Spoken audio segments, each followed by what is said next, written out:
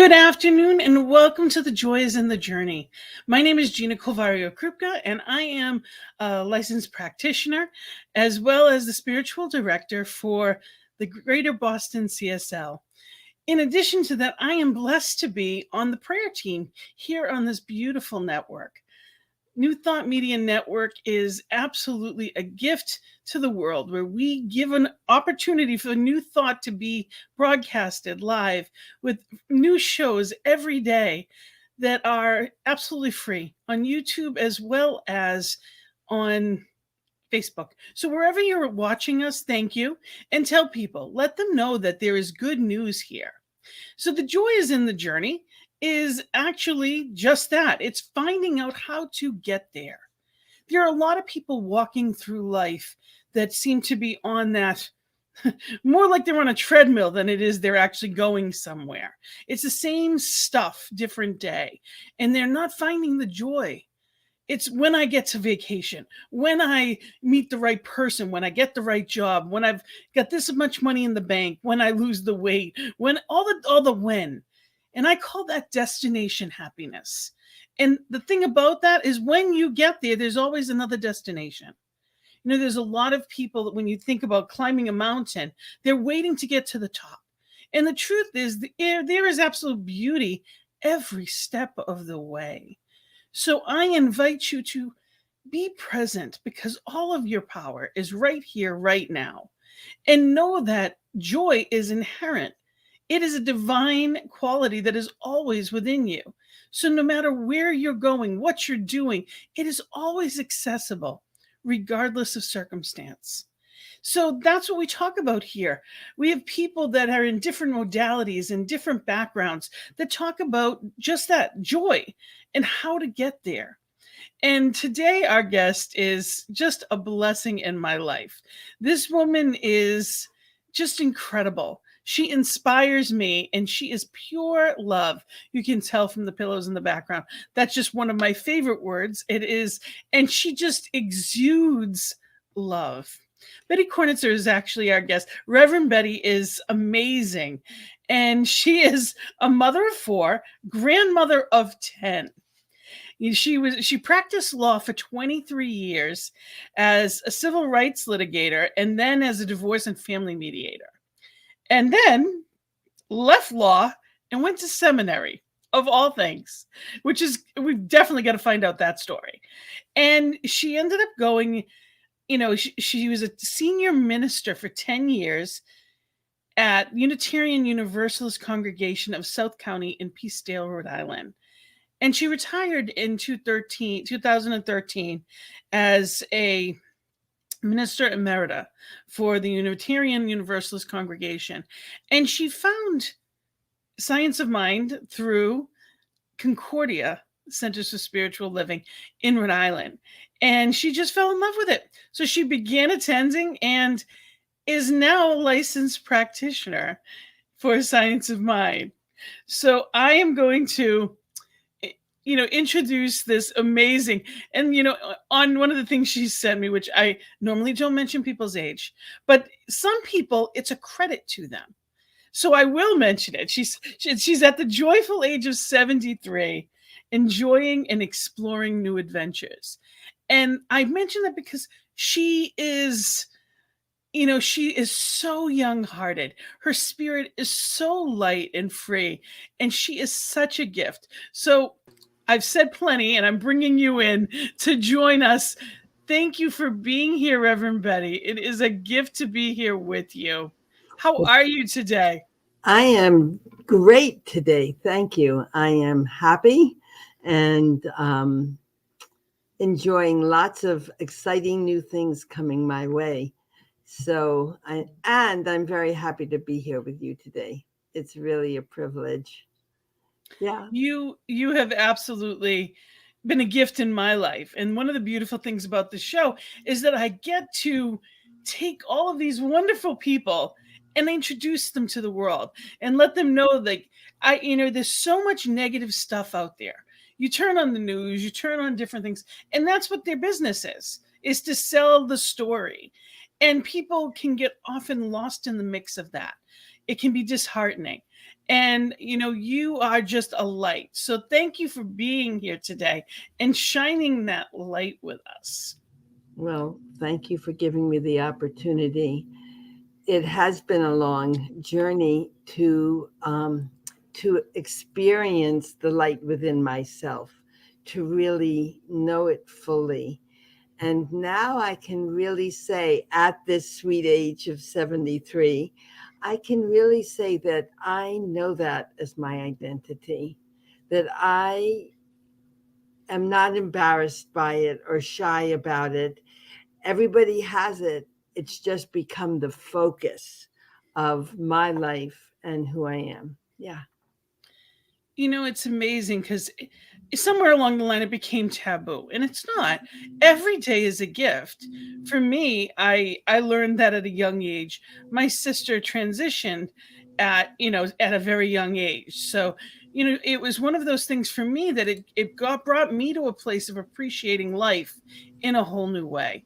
you know so she at 38 she transitioned, and it made me realize that every day is a gift.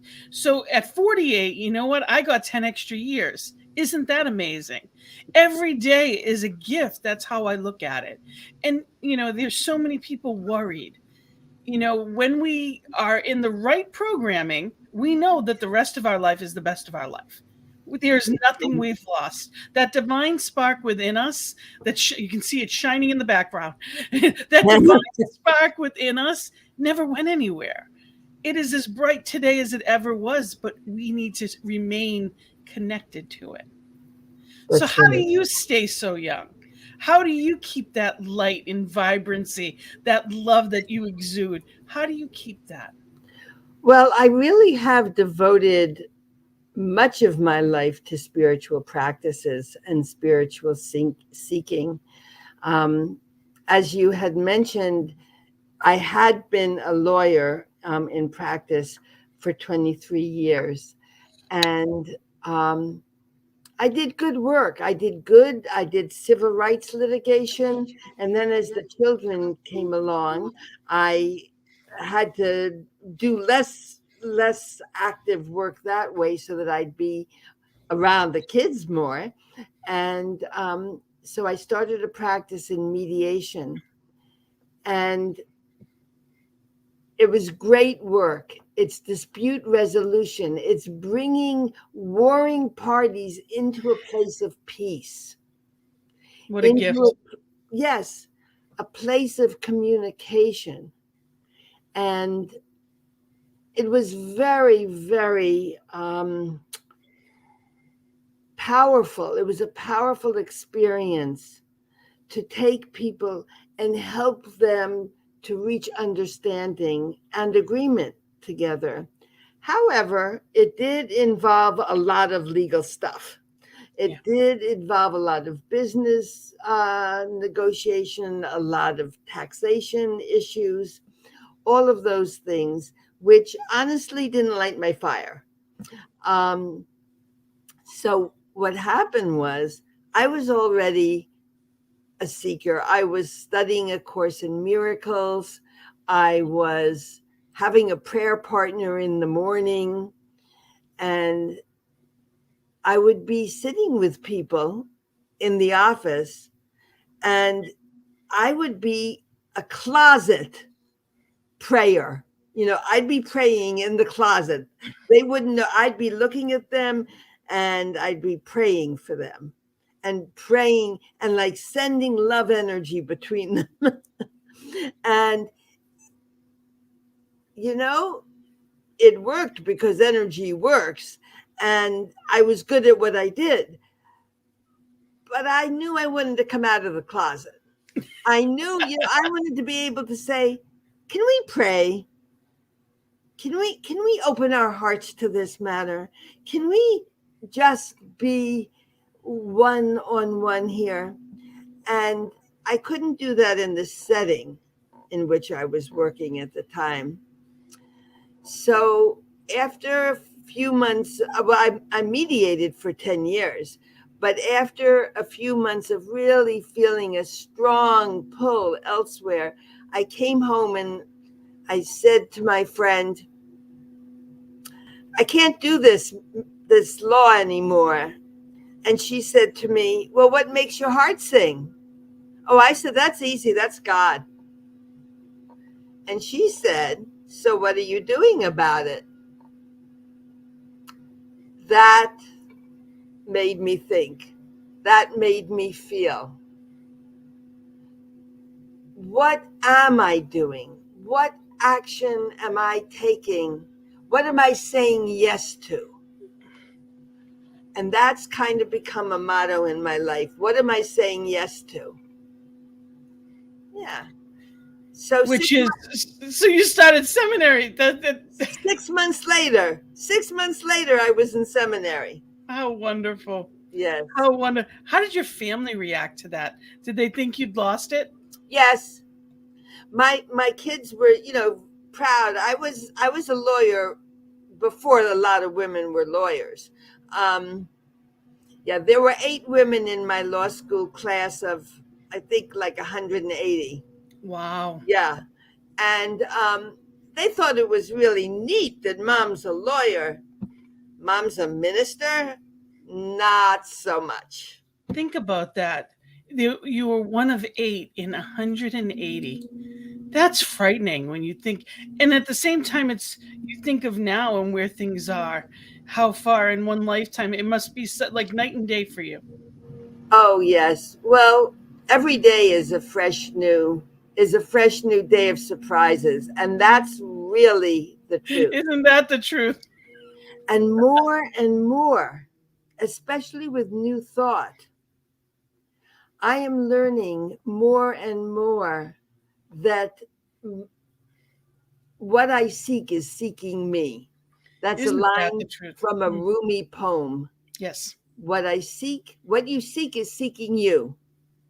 And your light and your vision and your connection with the divine just attracts good. And lots of surprises. Yes. And I'm ready. I have no doubt. I know Concordia in Rhode Island, yeah, Concordia CSL has a beautiful prayer call in the morning. Because sometimes, especially with all that's gone on, they've actually started that. Reverend Allen had started that at the beginning of the COVID shutdown in March of 20. And it's still going. And it's a wonderful practice Monday through Friday. And what a beautiful way to start the day in spiritual practices. And just to let people know, it is a wonderful gift. I mean, it starts with quiet meditation that is led by a practitioner, and it goes into visioning for the first half hour. And then the second half hour is gratitude. What are you grateful for? What is your prayer after a reading from the Science of Mind magazine? And then it ends in treatment. So it literally has, a half dozen spiritual practices, all in that hour. And it is so, it's one of those things that you can be in whatever mood you were in before, and you could be half asleep. But by the end of that hour, there's just an energy that is incredible. Anytime we do spiritual practices, especially in the morning, it is, to me, it's like getting behind and to steer the ship. You've now put yourself aright and you're going in the right direction. And it's so easy to get lost in today's world, more than ever, with all of the distractions of social media, of the pandemic, of the seeming lack. But my husband will come home, well, the supply chain and this and that. And Yes. I am not minimizing anybody's lack. I'm not. I know that there's significant difficulties for a lot of people, but I do not want to think about lack in any way. And I haven't experienced lack in that because of it. And I know it's because of it. I have not gone for something that's not there because it's a different consciousness. And it's not to say that it doesn't exist, but I don't need to focus on it and bring it to me. Exactly. It's your energy and your belief system. I learned a long time ago to focus on the positive, and the positive will be attracted. It's called the law of attraction. Mhm. And I find that to be very, very true. It's one of the surprises that keep happening. I had a big surprise this week. We needed a new car. Our car is 14 years old with 3,000 miles, 300,000 miles. Wow. Yes. And she's a good girl. She's a real good girl. Well, And you have grandchildren in like 4 different states, don't you? that's right. Right. Yeah. I think 4, 1, 2, 3, 4. Yeah. 5. Yes. And so we needed a new car, but with the supply chain problems, so they say, there's no cars available in the state of Rhode Island. You cannot, people are like buying the cars that haven't been built so that maybe they'll get one in 6 months. Well, okay. Because I took the time in the morning for spiritual practice, quieting, listening to the voice of God, listening to the voice within, spirit, inspiration, intuition, all spirit within, I was open. And when I went out into the kitchen where my husband was writing music and playing guitar, which I do not interrupt him. I interrupted him. And I said, sweetie, did we call that dealership in Warwick, where Concordia is? Oh, no, I think we didn't call that one. Well, I've got a call coming up. Why would you call them? I never interrupt him. He called and they didn't have a car until 2 minutes into the call. The car we're looking for came in. It's now in our driveway. Yes, indeed. No, and we wanted a Prius Prime. That was what we wanted. We knew What exactly. color did you get? Silver. Woo! Silver. Beautiful. Her name is Sunshine. Well, there you go. But everybody said there are none. It cannot be done. And the line I learned in one of the classes at Concordia Center for Spiritual Living is, what if it were easy? What if it were easy? One phone call, oh, we'll be in. Drove that car home. If it's meant to you, it comes to you. Exactly. It's that simple. It's our belief. And if we believe that there is scarcity, then there's scarcity. So it's knowing the spirit can do anything. And when we follow intuition, and it's the little things or the big things, I was on my way out the door last Sunday, and I was literally on my way to service, and out of nowhere, I got this knowing to pick something up. And I'm like, but I have one in my bag, but it was in the container, and I had this knowing. And I'm like, okay, I don't question anymore. I just grabbed it, put it in the bag, and off I went. I wasn't there 5 minutes, and somebody needed it. And it was as random as anything can be. And it was the brand that they usually use. It was exactly what they needed. So I've learned not to question for the most part, unless it's not here yet. Sometimes what we want, it's not time yet. Right. It's this or better is the prayer. And if it's not yet, I can be impatient. Really? Yes. I can get very, very impatient. Yes. And that's when, we get that, how about now? How about now? I can be that petulant child sometimes. And, it's part of human nature, to want what we want when we want it, and we're in a society, unfortunately, that kind of caters to that. And a lot of that, for me, turns out to be distractions. Yes. Yes.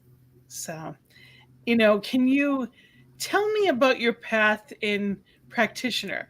You've been, as a minister, at this point, you've been a minister for over a dozen years.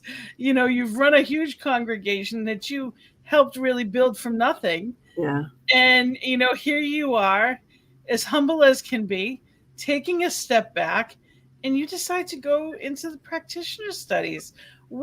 How did that come about? Well, when I got to Science of Mind, when I got to Concordia, which was 1 week after I retired, 1 week after I retired, I was talking to a woman down in Rhode Island, and I said, all I want is a spiritual congregation. She said, oh, go try Concordia. The Sunday after I retired, I found Concordia. There's only, I think, three centers for spiritual living in New England. Maybe. In all of Rhode Island, there's one in Rhode Island, there's one in Massachusetts, and I believe there's one in Connecticut. Yeah. There is one in Connecticut. So all of New England, I live 45 minutes from a wonderful center for spiritual living. So I was very attracted to the belief system, very attracted to affirmative prayer. That was new for me. Ministry or no ministry, I didn't know affirmative prayer. And that absolutely changed my point of view in life and my relationship with the divine. So I took classes, and I had no intention of ever being a practitioner. No, no, no. I had no intention. I just like to study. I like to learn it. And I was, shall we say, encouraged by the minister. Gina's laughing. I was encouraged by the minister to continue, and I did. And I did not complete the studying my first time. It's a very, very intensive study, as Gina can attest. And it was challenging for me. I have some vision difficulty, so reading seemed challenging. And I'm just going to say that you're minimizing that to the nth degree, as you often do. Challenging is an understatement. really, yeah. I can only read about 2 lines at a time. And then, yeah. However, it's getting better because I am using affirmative prayer, and it is getting better. Anyway, I have friends who had become practitioners, and I saw the transformation. I really could see the transformation, and I wanted that. So I did it. Oh my gosh, just one day at a time. I don't know how I did it. It was a lot for me. And the rewards. It is the most beautiful program of spiritual development. Really, really beautiful. And now the Science of Mind principles are at the center of my life. So yeah, and A whole new lane on your journey. absolutely. And boy, people are flocking to me. It's really quite. I know you're still working with people in pastoral care with Yes, the Unitarian Universalist Church as well. yes, You step in and help them wherever you can, and you do help them with this referral. You do a lot, and I know that you care for so many. So one of the things I'd love to ask you is, in the care for so many, how do you make the time to care for you? oh, I'm good at that. I am good at that. First of all, I went to law school and seminary when I already had a family. And so I could not put my whole time and energy into my quote unquote work life. And that really helped, having a balance, having some balance. I just sometimes say no. And I took my time off. When I was a minister, most ministers take one day off. I took 2 days off. And I told the congregation when they called me and we were negotiating my contract, I told them, I want to be a model for you of how I believe a balanced life with spirit and family and life, how it looks, how it works.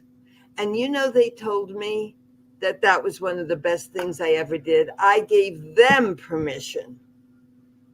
I gave them permission to be good to themselves. And I say no a lot. Good for you. Good for you.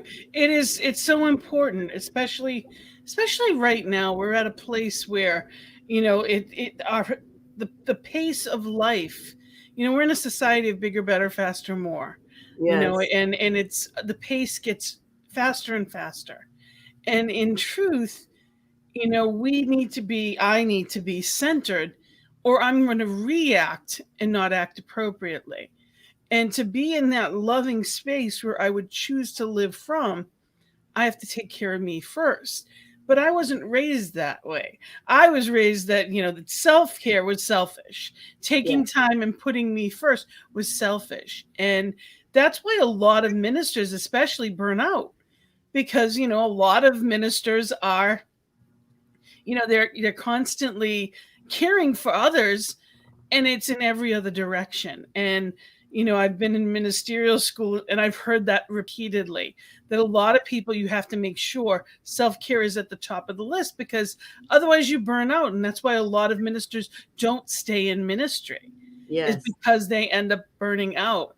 I've got one semester left of actual classes and then testing, so I'm getting there. But it's been a gift to have a community in Boston that, we're working hard together, and it's also made me aware of, okay, well, where do I begin with boundaries? Because I'm Yes. not used to, it's a new environment, and it's, when you're building, it's a different thing than when you're going in and sustaining. So, Yes. at every point in life, it's about looking around and saying, okay, so where are my boundaries? Where's my timetable? What am I, because you don't realize when you're, especially working from home, and a lot of people are these days, you're Absolutely. behind your computer and the day passes. And the next thing you know, it's 7 o'clock and you're still behind the computer. And you're like, yeah, but I'm home. And and it gets to the point that I'm on the computer or in front of it, not constant, but all day. And it's just being mindful of, okay, there's a life happening outside. And it's really, sometimes it's easier to have that 9 to 5 job, because then the hours you're spending, but when you either work for yourself or you work in a different type of position, it's truly important to be mindful of, the boundaries. Yes. I think it's been especially hard during the pandemic because it's all at home and the computer is always there. And it's, I think it's been very good for a lot of people. Like, two of our kids had have babies this year, and both parents were home for the first year of the baby's life. Which And is wonderful. yeah, it is wonderful. It really is. And And then the baby goes to sleep, and you still have the Zoom meeting, and you still have the all of the work on the computer. So, yeah, you're so right. You weren't taught it. Most of us aren't taught it. Especially, I've worked with as a life coach for over a decade, and especially when it comes to women, we get in this role and we think that we're supposed to, well, whether it's my mom or my grandmother or people in my life all took care of all of these things, Yes, and the house was always clean and I always got what. But it's different today. you know it's not like it used to be. We're comparing ourselves to people that didn't have to work two jobs. right. I know my grandmother was stayed at home. She didn't work outside of the house. And now it's a lot of work to stay at home and take care of the family and kids. Sometimes it's easier to work, but when you're doing both and taking the kids to soccer, or you're taking them to dance, and you're taking them wherever they may go, you have to be very careful not to spread too thin. Right, right. Well, you were talking about ministry and about self care. And I can tell you that the best self care this is what I believe, the best self care that a minister can do is to love the congregation from the depth of your being, to absolutely love them. And that that love is so fulfilling and empowering and invigorating that, I mean, I literally could do probably 2 or 3 times as much in that position as I could do doing anything else. I didn't have an administrator for the first 7 years, and we built a building. I look back and I think, what? And grew from 70 people to 250. Um, and it wasn't a strain. Love fueled everything. Everything. Well, what if it was easy? So you went from that premise of letting it unfold. And Yes. when there's some things that we can absolutely do that. And then there's other times that we have to be mindful that, I could do this and I can do that and I can do that. And so, well, this person asked for this. I could do that. There's a lot of things I can do, but at the expense of something else. Yes. So it's being very mindful that, when we are depleted, we rob our joy. You know, Yes. I've said this before on the show. I realize now that for a good portion of my life, I found my validation in being good to others. Yes. That if you were happy with me, then I was worthy. Yes. I was enough if you thought I was enough. And I was raised as a people pleaser. So if everybody was calm and everybody was, the chaos wasn't there, and you were happy and you said thank you to me because I did a good job at something, then I could be okay. And it wasn't on a conscious level, but I didn't feel okay without that. I Right. didn't know how not to be the doer. We're human beings, not human doings. And I never had that concept before. I never knew that that wasn't the normal state of affairs. When I came into these teachings and people talked about peace, to me it was a soundbite. That's why I host The Joy is in the Journey, because the truth is I had no concept what peace was. I Right. really didn't know how to be still or be quiet. And that's how I began with meditation, is an egg timer.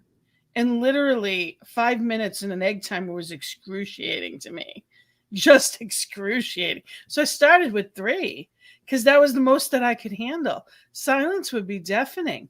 I grew up inner city. There was always noise. And I even went to sleep with a radio growing up. And from what I've learned since, is there's a lot of people that have experienced trauma in different ways of their life, that's how it manifests and looks on the outside.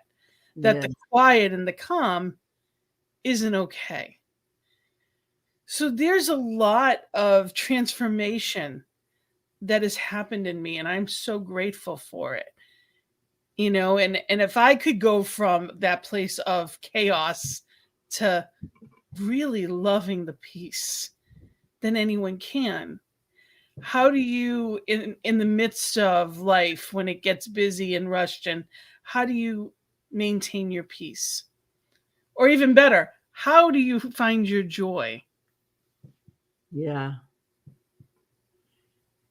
Well, of course, there are the spiritual practices and all of that that I begin my day with. My Which ones in particular? well, every day for the last 25 years at 6 a.m. Well, not every day, weekdays. Um, I have a prayer partner who I speak to, um, and I've been doing that for 25 years. And we often will study a book together. Not so much study. It is kind of study. It's read passages and discuss it, and we pray and support each other. And we meditate. We take a few minutes, 5 minutes of silence.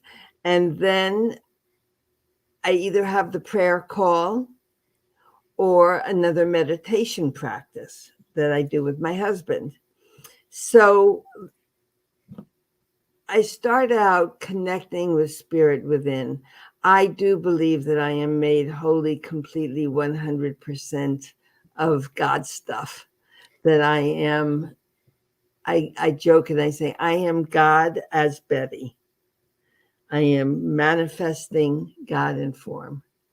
And so I reconnect with that truth, the knowing who I am. What brings me joy?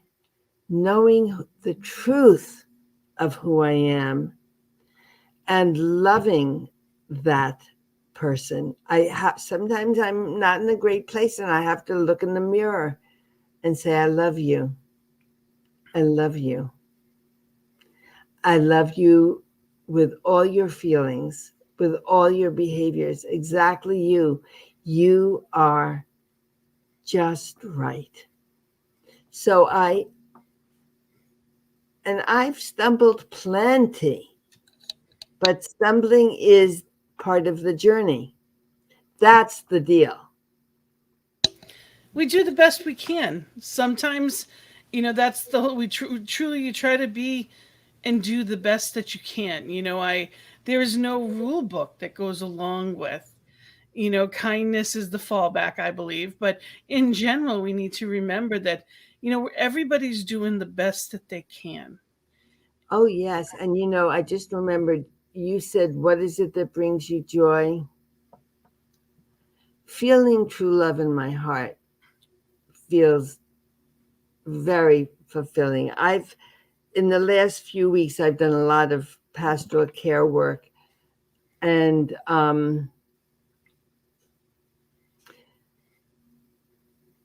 just experiencing the privileges. I've done two memorial services, and having the amazing privilege to be called into the life of people in their moment of brokenness and allow God to work through me, to speak through me his love, to awaken in me what they need to hear. That is joy beyond belief. That is such a gift and so meaningful, because it's not me doing the doing. It's God as Betty. It's showing up and Yes. doing, and there's a lot of circumstances I can remember throughout my life. First I want to say is spirit as Betty is amazing. You exude light and you are a gift, and not just to me, to so many. And you don't have to be a minister or a licensed practitioner to show up as divine. And I can remember many times in my life being at a place of, I've done for a lot of people. And when I had people that had transitioned and I had significant things going on, I wasn't getting phone calls. And, in one sense, people didn't know what to say. So I tell people all the time, if you know someone's going through something, call them. You don't have to know what to say. All you have to do is say, I'm thinking of you and I'm sending you love. I'm praying for you today. And if you're not comfortable saying that, I just called to say hi. How are you doing? That's plenty. There is no magic word. If someone's grieving, you're not going to take away all that grief, but you can distract them for a few minutes and give them some love. There's a lot of, just being acknowledged helps. And it feels really good. So, be spirit guided. If you're thinking of someone, there's a reason. And especially at the holidays, I encourage people, reach out to those people that if you know that they've had people transition, everyone handles it differently. And they may tell you they're fine.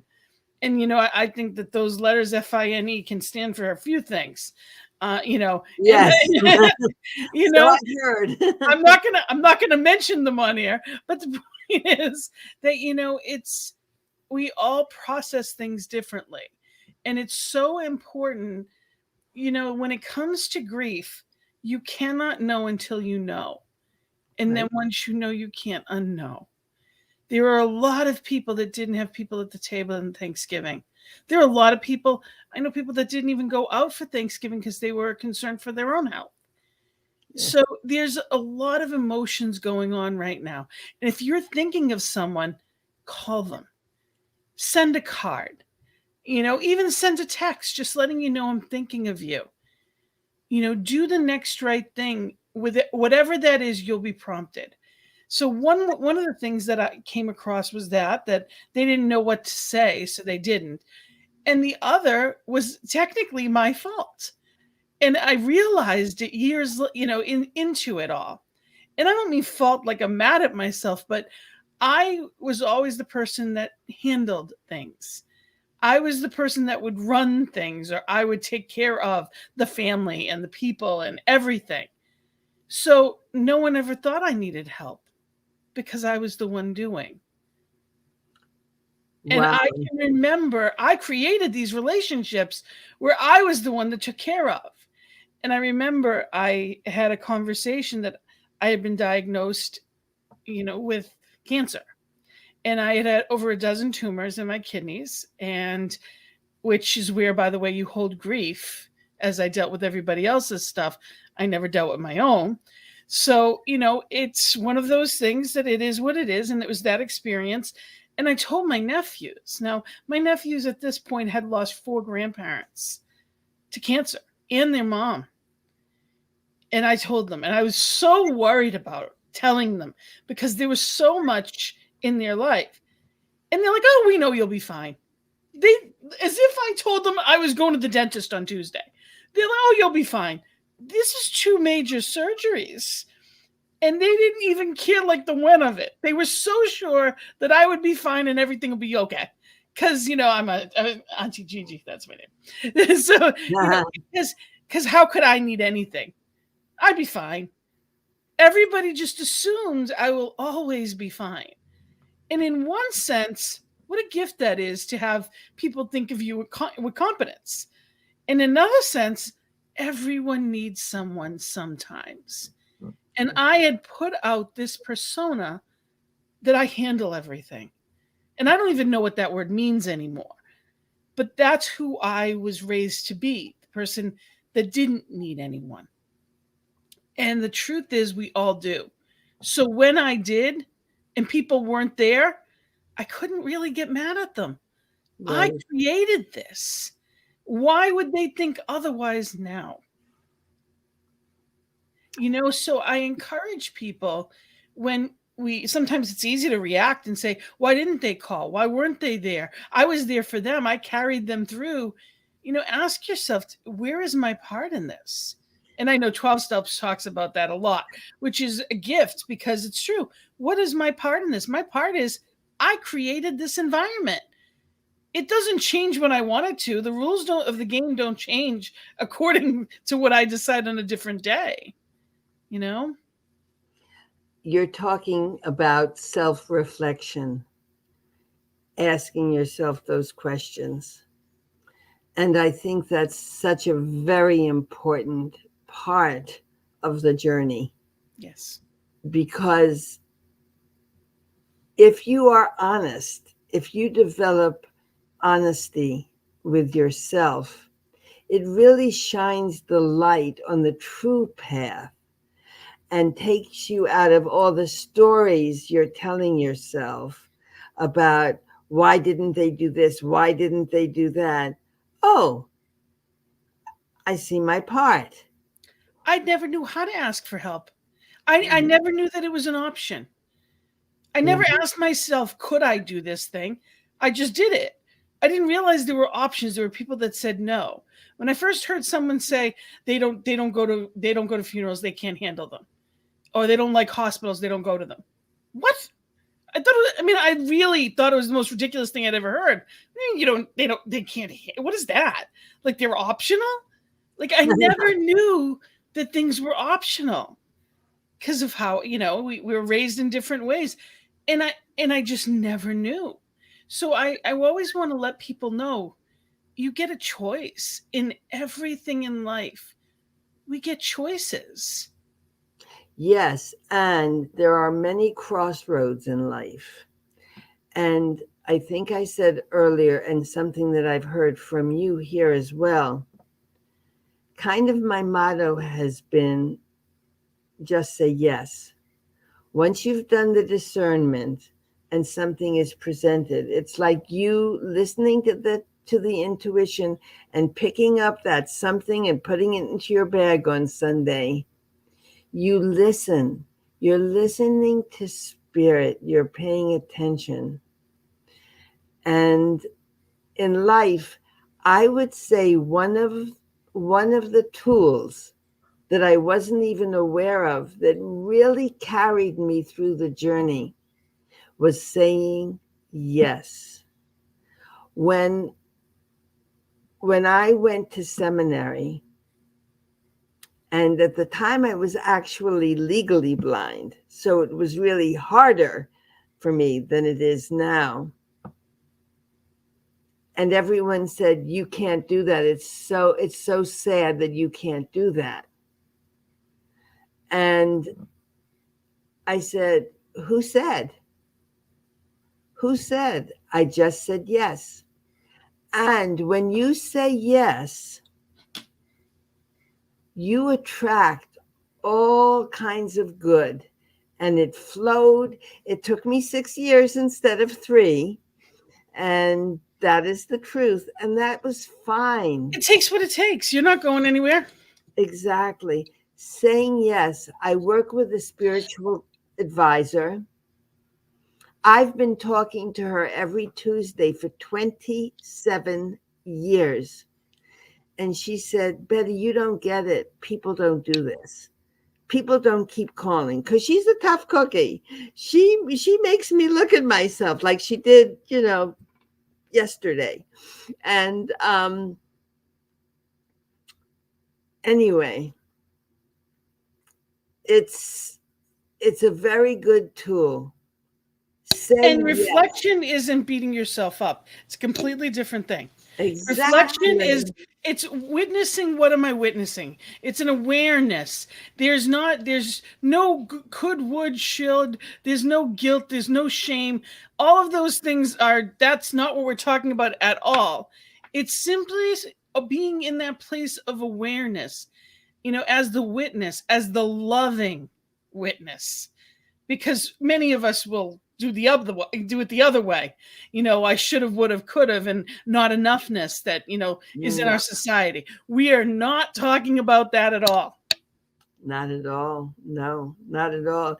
It's saying yes to life, saying yes to the promptings of spirit, saying yes to the possibilities, and not diminishing the good, but celebrating it. Yeah. Yeah. There's definitely a big difference between, being spirit guided, because that's always loving. It's a kindness, and especially to ourselves. Because if we're not kind to ourselves, how can we expect other people to treat us differently? Exactly. So it's being in a different level of awareness, and that's everyone. And if I would encourage people, especially the month of December. First, I want to say, before I forget, Happy Hanukkah to anybody that is celebrating that. May that celebration of lights be brighter than ever before. May you live in that knowing of the light that you are. And I want to make sure, people know in general, whatever it is that you celebrate or don't, to just be mindful, especially this month, because people are busier than usual. People are in that place of,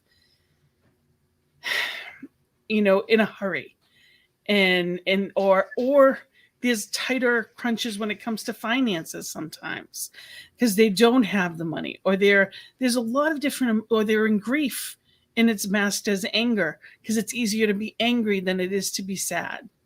So just shower people with extra kindness and love in the month of December. Yes. Yes. And it's hard to believe, but we're actually getting to, the bottom of our hour, which just flew. I know. Is there anything that you would like to give? I don't want to say advice, but anything about this time of year, anything that you can offer people to be in that place of joy?